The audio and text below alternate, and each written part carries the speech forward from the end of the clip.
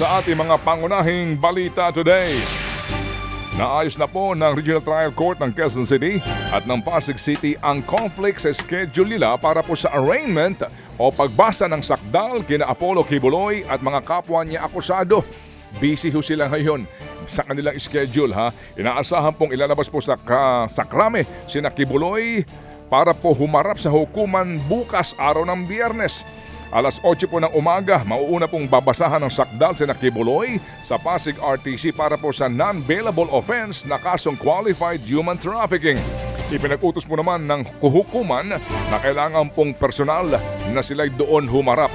Pero dahil nga po sa usapin po ng seguridad, pinag-uusapan ngayon ng PNP at Legal Counsel ng mga akusado kung gagawin na lamang itong online.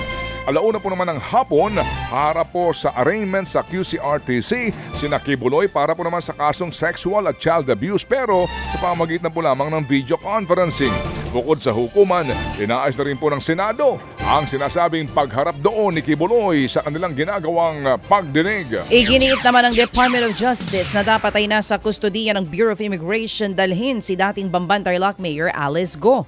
Ayon kay Justice Secretary Boying Remulla, posible ring baharap sa deportation case ang dating alkalde bukod nga sa arrest order ng Senado at sa inihaing warrant of arrest sa 2 counts ng kasong graft ng korte sa Capas Tarlac. May tuturing daw na illegal alien si Go dahil sa kanyang peking Philippine passport. Hindi katulad ng kasong graft kung saan po pwedeng makapagpiyansa si Go. Wala raw nakatakdang piyansa sa paglabag niya sa immigration law. Kung maharap man daw sa deportation case si Alice Go, kailangan niya munang harapin ang kaso niya dito sa bansa at tapusin ang sintensya ng isasampang kaso sa kanya bago ito maipa-deport. Sa ngayon, hawak ng PNP si Go alinsunod sa commitment order na in-issue ng Capas Regional Trial Court.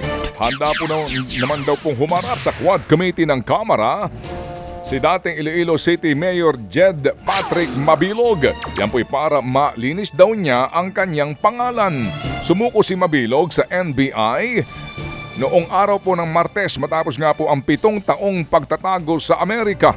Nakalaya rin ang dating alkalde matapos pong magpiyansa sa Sandigan Bayan. Ito'y para sa kasong paglabag sa Code of Ethics o Anti-Graft Law na isinampa po ng Ombudsman laban sa kanya noong pong nakaraang taon.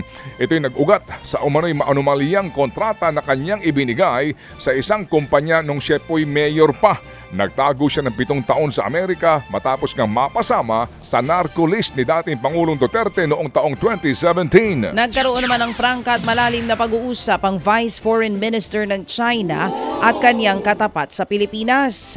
Ayon sa Chinese Foreign Ministry, napag-usapan nila ang issue sa West Philippine Sea, partikular na sa Sabina Shoal at sa Escoda Shoal. Muli raw inudyukan ng Beijing ang Pilipinas na alisin ang barko nito sa lugar.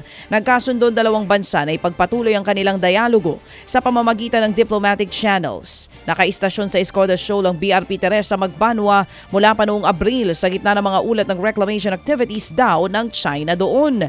Sakop ng Philippine Exclusive Economic Zone ang Sabina Shoal.